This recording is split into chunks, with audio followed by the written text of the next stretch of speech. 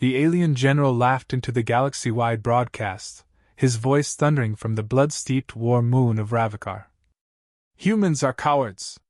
They hide behind fleets and diplomacy. Let them send their greatest warrior, so I may break his bones before the stars. Earth didn't respond with threats. Earth didn't send a fleet. They sent one man. And within 7 days, an empire began to die screaming.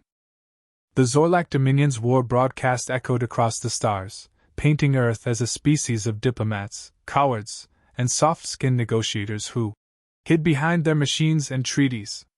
General Darzul the Unshattered stood before thousands of his warriors on Ravakar Prime, the blood-forged arena world of the Dominion, flanked by bone-armored executioners. His voice thundered in 17 languages simultaneously, artificial vocal cords translating his hate into every tongue known. "Send us your champion," he roared. "Send your bravest, your deadliest. And watch him die kneeling." The Council of Earth debated. Intelligence advisors protested.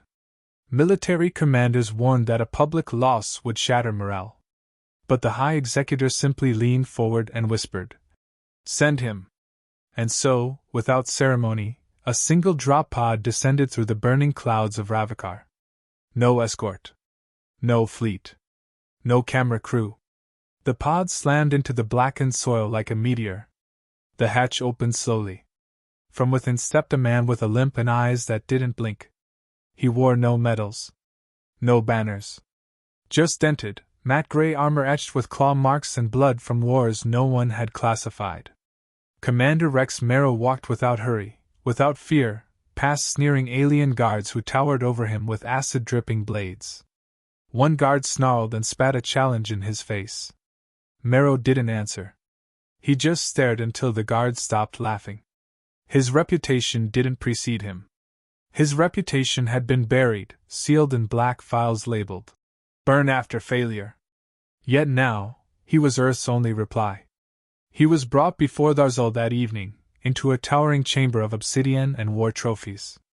The general watched him from a throne of skulls, each one claimed from a battlefield where resistance had died. "So," Darzul rasped, "this is the human courage? A single soldier to amuse my legion?" Marrow didn't smile. "You asked for one? We don't waste resources." Murmurs echoed among the warlords. The insult was clear, and yet the human remained still, expressionless. Darzul leaned forward. "You'll be dead before sunrise. Your people will mourn your spine." "I won't be here at sunrise," Marrow said flatly. "You'll run?" "I'll be finished." They gave him no weapons. No briefing. No map. The arena wasn't just a stadium. It was a jungle maze, crawling with beast hybrids, gas vents, and nanotraps. No one lasted an hour inside it without Dominion backup. Marrow entered alone. 15 minutes in, the first broadcast cut in, one of Darzul's lieutenants found with his throat opened by his own blade, his helmet forced onto his crushed chest cavity. 30 minutes later, a war beast handler screamed for extraction before the feed went black, but not before viewers saw his legs vanish in a flash of light and blood. By the second hour, Dominion commanders began whispering. Darzul roared at the screen, smashing his claws against the data feed. "Where is he?" The only response came from a comms officer, shaking as she played the intercepted signal. Marrow's voice crackled through static. "Not hunting. Culling." Panic seeped into command. The Dominion sent hunter squads into the arena, 12 of them. Elite. Cloned for speed and precision. None returned. Instead, a new feed appeared, hijacked from their own systems. A video, Marrow sitting in the dark, sharpening a blade made from Zorlak bone, flanked by twitching shadows. "You built your strength on fear," he said to the camera. "So now you get to feel it." The warlords demanded immediate protocol escalation. Darzul denied it, furious. "No human humiliates me in my own crucible."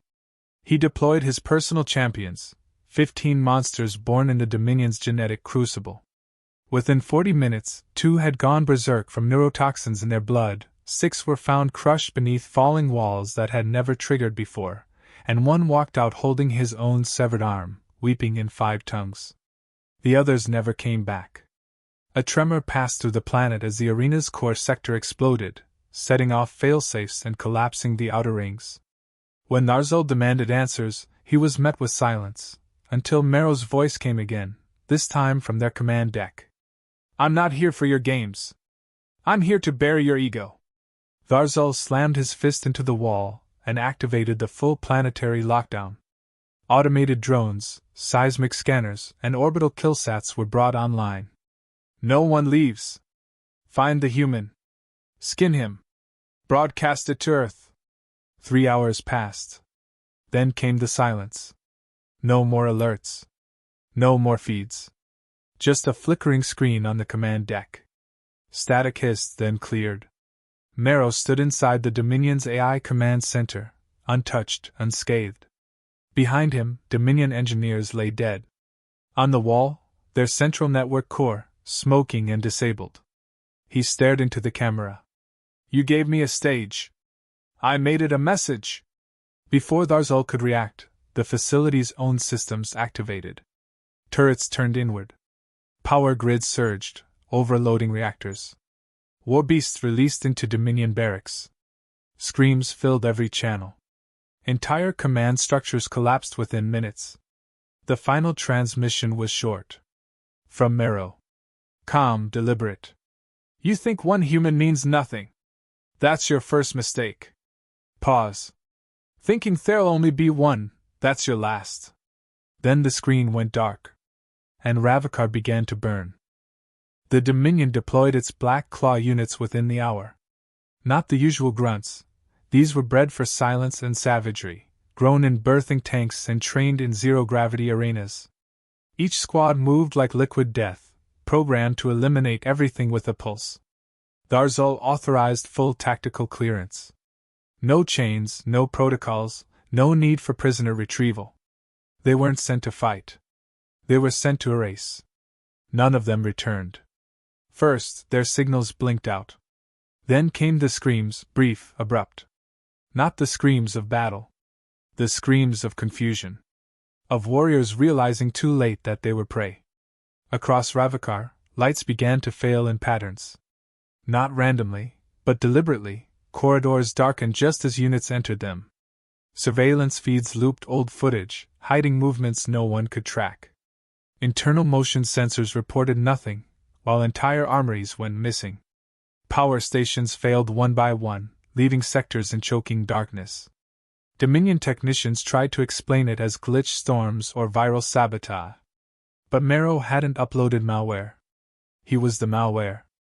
By the 3rd hour, whispers spread among the lower-ranked warbands. Some said he wasn't human at all, but a weapon born from Earth's ancient wars. Others claimed he didn't exist, that he was a ghost fabricated to break morale. Then they found the bodies. Or what was left of them. Charred ribs curled like twisted branches. Skulls shattered from the inside out. Some soldiers had their own blades shoved down their throats. Others were found nailed to the walls with plasma bolts melted into bone. Each body bore a single mark burned into the armor, a crude etching of a human handprint with one finger missing. The fear spread faster than the command structure could contain it. Narzul doubled the patrols. Triple-layered security fields were activated. Elite assassins from the Omega Vaults were awakened early, injected with stabilizers, and thrown into the chaos. They lasted longer, 30 minutes. The Dominion hadn't simply underestimated a soldier. They had misjudged the principle. To the Zorlax, combat was theater.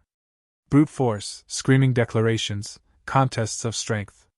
They had honor rituals and broadcast duels. But humans like Merrow didn't play by rules. They didn't want a stage. They wanted results. Merrow didn't engage enemies. He dismantled them. Slowly. Systematically. He tore apart their logistics, cut their food supplies with toxin-laced dust, sabotaged air filtration, corrupted command comms with distorted Earth music on loop. Fortunate Son blared across the barracks until Zorlak officers shot their own audio links out of madness. When a high-ranking Zorlak strategist finally traced his signal to an abandoned subgrid, she went in with a 40-man fireteam.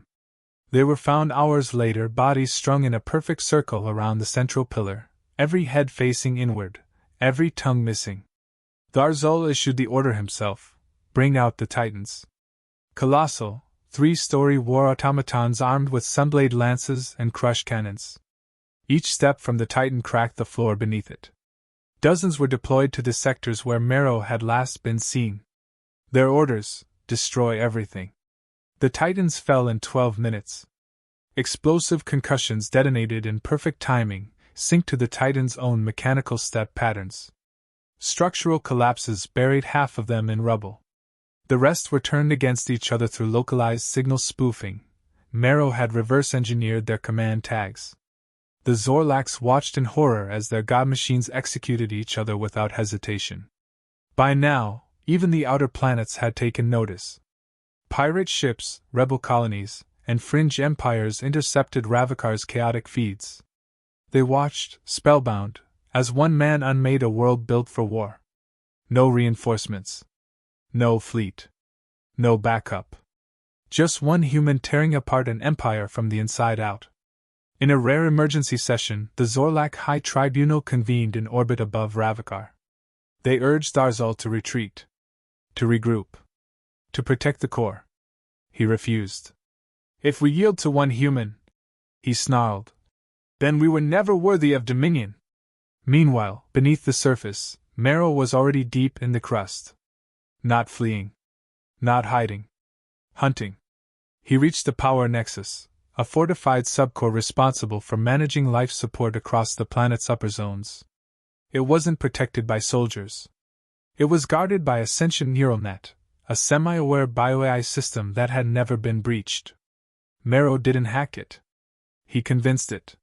What the Dominion never accounted for was that the AI core was built using a hybrid of Zorlak logic and human-machine modeling stolen decades ago.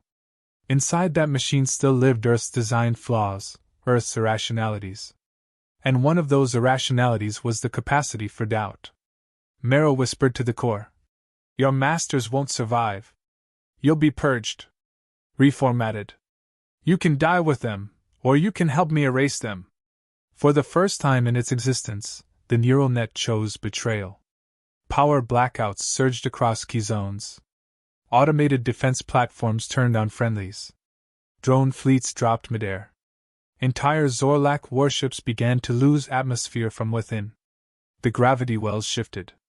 Ravikar's skies turned crimson as its planetary shields buckled and collapsed. And Marrow kept moving. Darzul watched from the command citadel, eyes wide with fury. He has no army, he growled. He has no allies. How is he doing this? A trembling officer answered. He doesn't need them, my lord. We gave him everything he needed. The general stood. Then I will end him myself. He activated the citadel's beacon. Across the crumbling continent, a challenge was issued. A final duel. Public. Broadcast to all. No tricks. No sabotage. Just one-on-one combat in the arena of Titans, the sacred ground where the Zorlak Empire crowned its legends. Marrow didn't respond. He didn't need to. He was already there.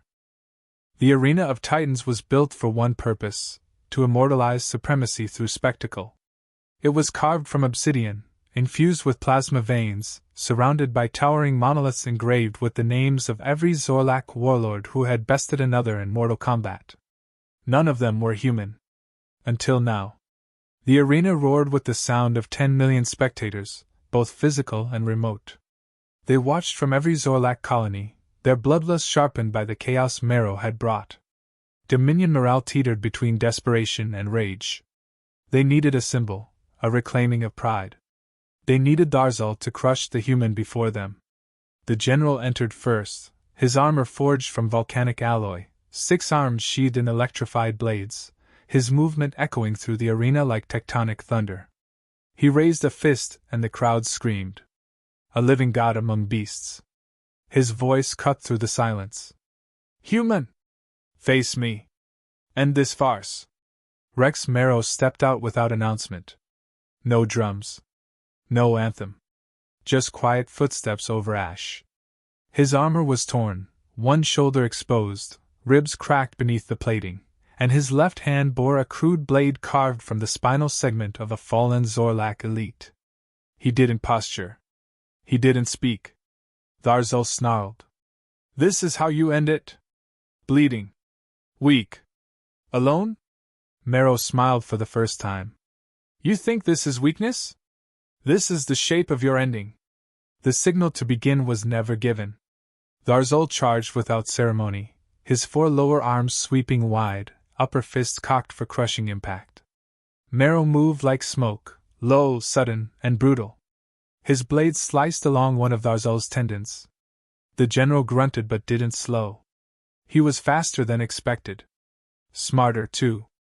He feinted with one blade, drove another toward Marrow's kidney, and spun with the weight of a tank.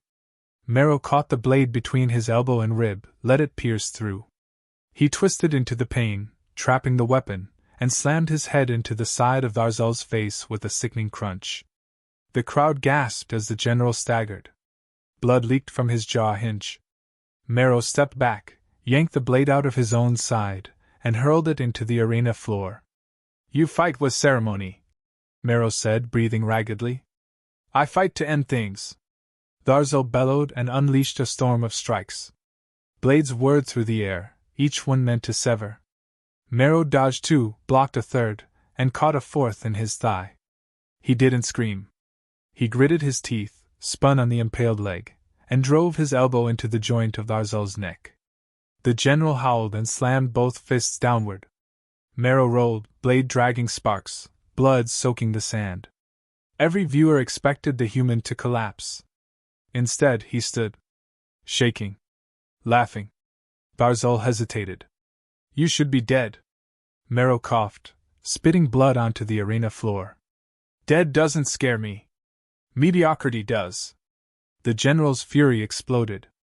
He leapt, all six blades drawn, descending like a meteor. Marrow didn't move until the last second. He stepped forward, inside the arc of death, and jammed a small device onto Tharzal's chest, an adhesive pulse disruptor. It activated instantly. The general's armor spasmed, locking joints, reversing hydraulics. He crashed into the sand like a dropped mountain. Marrow stumbled back, retrieving his bone blade. That was for your arrogance.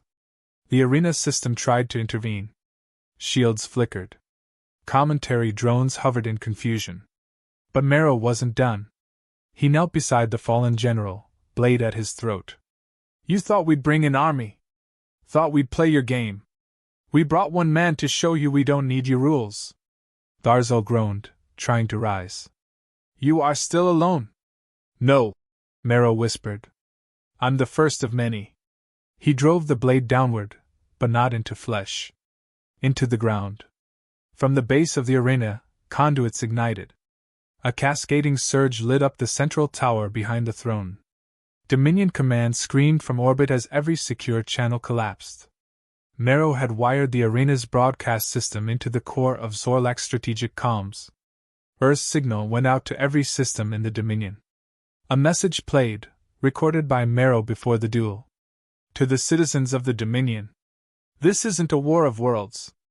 It's the collapse of tyranny. You built your empire on fear. We bring fire to the throne. The crowd panicked. Ships launched. Officers abandoned posts.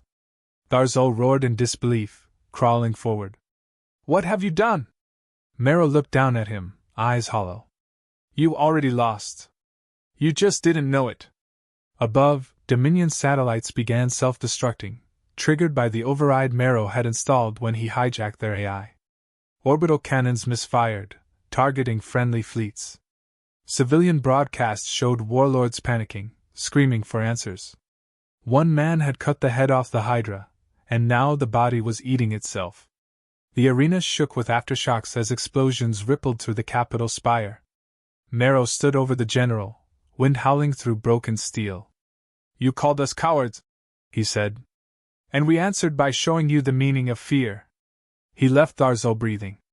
Not out of mercy, but because humiliation was sharper than death. He walked alone through the wreckage, past collapsing banners, through corridors flooded with smoke. He didn't look back.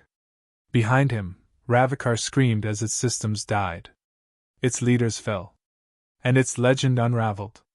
Above, the galaxy watched in silence. One human. No army. No negotiation. Just vengeance wrapped in strategy, cruelty bound in discipline. Earth had spoken. And no one ever mocked them again. Darzul was dragged from the arena in silence. Not by triumph, not under cheers, but under the cold stare of his own warriors. Warriors who now questioned the foundation of everything they believed. He had not only lost the duel, he had lost the myth of Zorlak invincibility.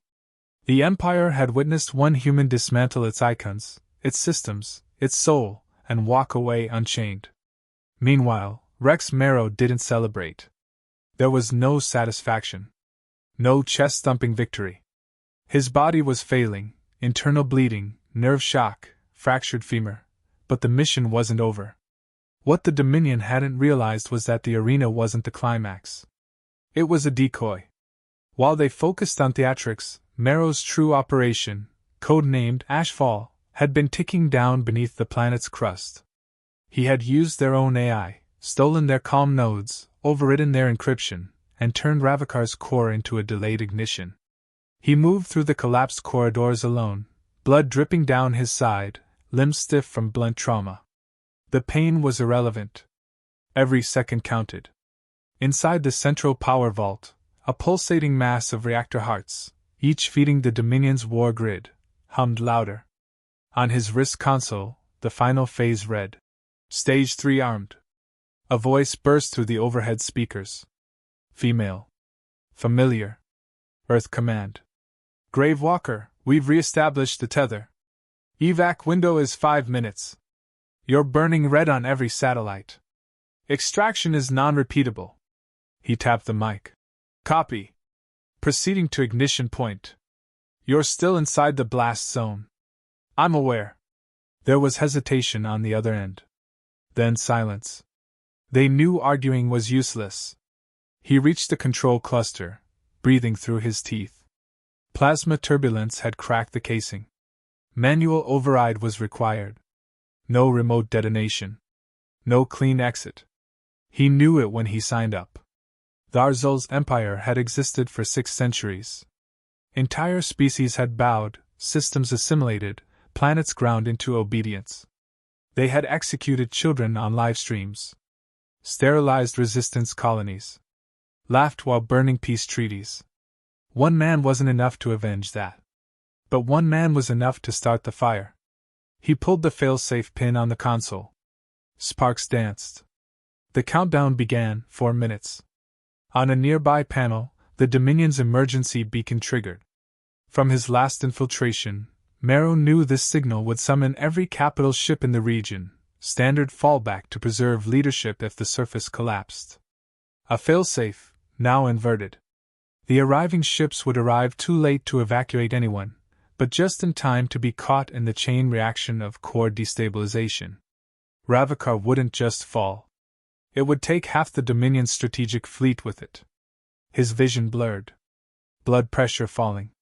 Something ruptured in his side. No medgel left. Gravewalker, confirm extraction point. No extraction. Initiating lockdown. Rex. This wasn't the plan. He closed his eyes. Then rewrite the report.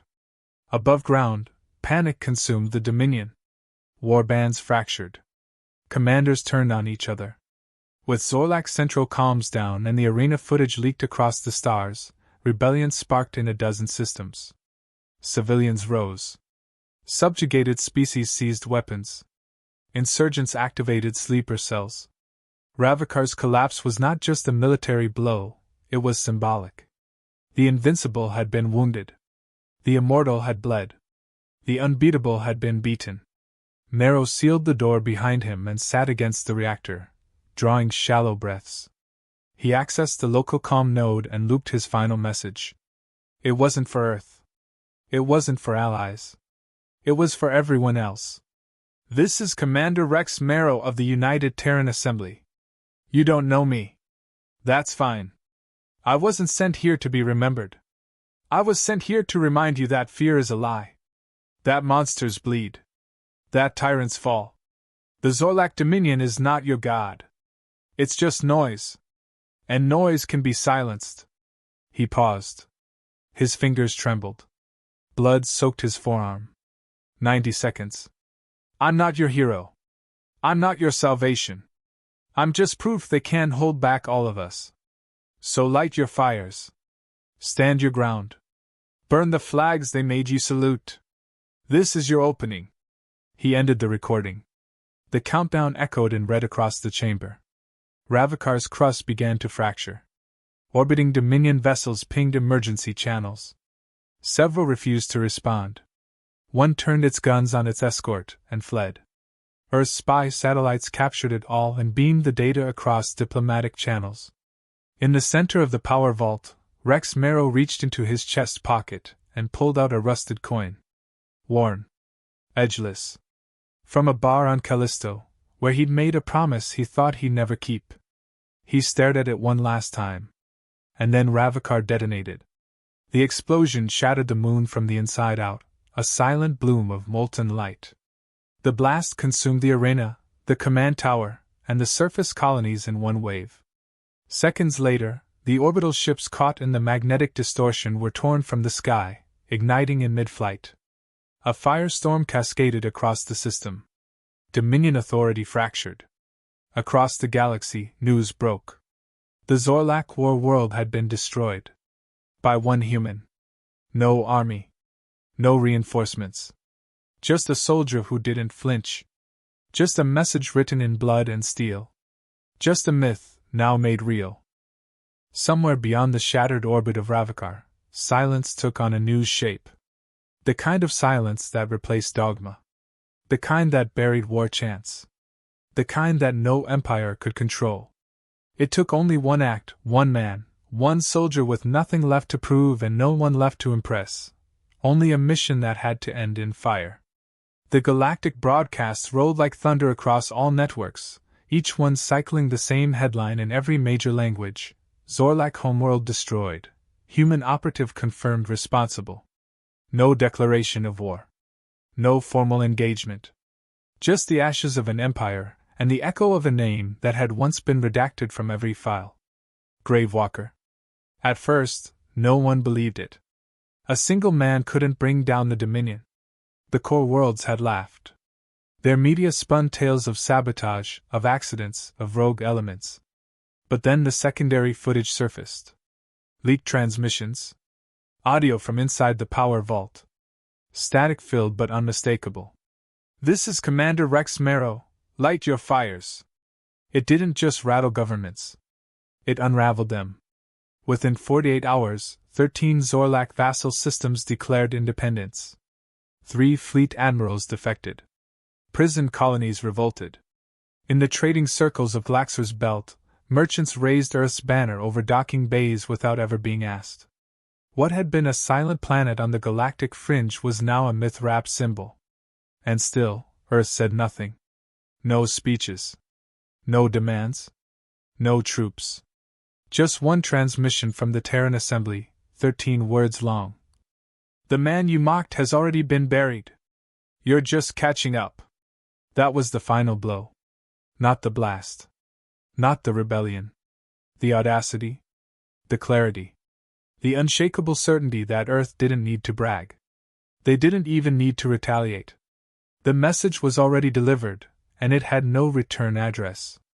On the fractured rim of Dominion space, warlords scrambled for control. Some tried to hold power by invoking Narzul's name, claiming vengeance was coming. Others burned his statues in public. One faction leader was assassinated mid-broadcast by his own bodyguard, who then quoted Marrow's words before disappearing into the crowd. Fear is a lie. Within a month, half of the outer systems had fallen into full-blown civil war. The Dominion's once feared logistics chain collapsed under internal sabotage. Former allies grew cold. Treaties dissolved overnight. The Empire hadn't been defeated by an army. It had been humiliated by a human. Strategically. Personally. Irrevocably. But the story didn't end there. Unknown to the wider galaxy, On a black site lab drifting near the Hellion Veil, a coded message reached Earth. A low-frequency pulse, encrypted, ghosting through sensor shadows. Still breathing. No extraction needed. I'll find my own way. The signal was signed, RM. Earth's intelligence director stared at the readout.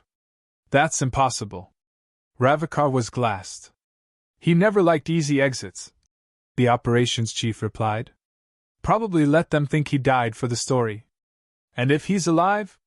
The chief didn't answer for a long moment. Then the galaxy just inherited a ghost they'll never see coming. Back in the stars, Mero walked quietly through the ruins of an abandoned Zorlak relay station, his face half-burned, arm reassembled from scavenged cybernetics. Each breath came hard. But he wasn't finished. Not yet. He didn't care for medals or monuments. There was no homecoming. No applause. He'd never been that man. All he wanted was for the monsters to know that Earth wasn't asleep. That their fear was now earned. That somewhere in the dark, a human could be listening. And when he arrived, they wouldn't see it coming. He stopped before a shattered console and rerouted its final power spark. A hologram flickered to life. Dozens of war leaders across the remnants of the Dominion appeared mid-conference. They didn't know the feed had been hijacked. He said nothing at first. Just let them stare. Then, I gave you a chance to bury the arrogance. You chose to double down. One voice rose. What do you want, human? I want you to remember how it felt when your gods bled. You won't get another Ravikar. I don't need one, Mero said. I just need a reason. And your empires are full of them. The feed cut. Those final 10 seconds spread like wildfire through encrypted channels, captured, analyzed, replayed by leaders, pirates, rebels, and civilians alike. Even those who hated Earth admitted it now, humans weren't prey. They were something worse. They were patient. They were strategic. They were impossible to predict. And when they acted, they didn't ask permission. Some called it terrorism. Others called it justice. But the one thing no one called humanity anymore was coward. Across 1,000 systems, children began drawing the human silhouette on walls, a lone figure holding a burning star. Stories spread of the grave walker who slipped through shadows, who burned gods from their thrones and left silence in his wake. In the taverns of frontier worlds, smugglers would toast to the legend with dark grins. Here's to the human they said was alone. And someone would always answer. He wasn't alone. He was enough. Rex Mero never returned to Earth. He didn't need to. His legacy moved without him, between systems, inside resistance broadcasts, behind enemy encryption.